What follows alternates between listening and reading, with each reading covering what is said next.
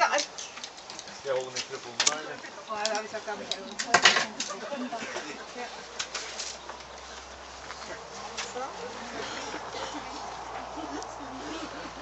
Det går ikke her, det går ikke.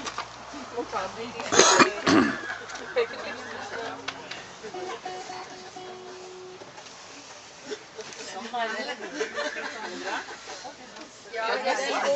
Jeg sausen gikk nesten helt over. Nei.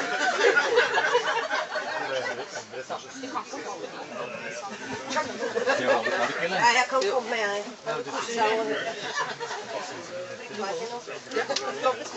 Da har vi fått en assistent her, så da løser hele problematikken seg. For Elisabeth må lese det stort. Må huske på at assistenten ikke kan norsk. Sin ære en sang har blitt til, som Lisbeth og Toril i kveld synge vil. Ja, Lisbeth er søstra med gitaren her, og Toril treminning er. Her skal bli solskinn og sang og gitarklang for alle penger. Så Heidi nå skal bli i riktig godt humør. Alle gjester blir med og gyng som blomstrene på enga. Nå skal jubilanten feiret bli som aldri før. Og aldersforskjellen til deg, dem er stor. Vi husker så godt da du kom til vår jord. Så artig en unge, nysgjerrig og blid, og søtest i verden syns vi. Da gjør du vel og gang fra fang til fang for vesle Nore.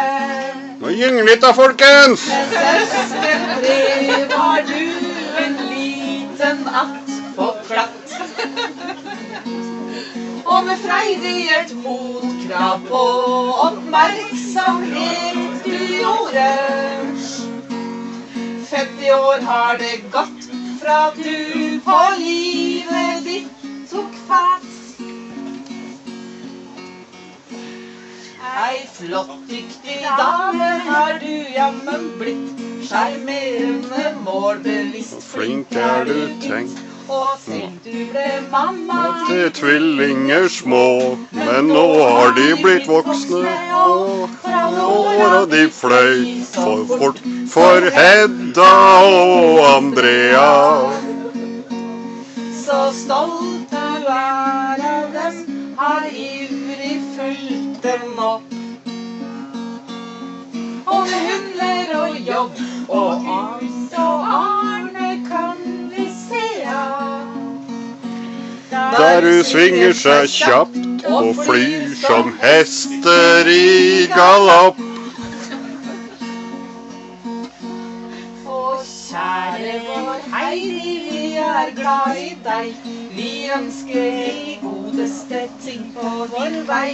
Vi håper at du på deg selv passer på. Da 100 du blir skal du sjå. Vi ønsker solskinn Og sang og gitarklang for alle penga. Sommernatta, den er lang å feire i.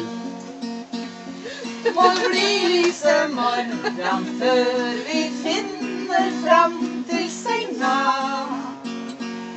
Gratulerer med 50, Heidi, skål det nå skal bli.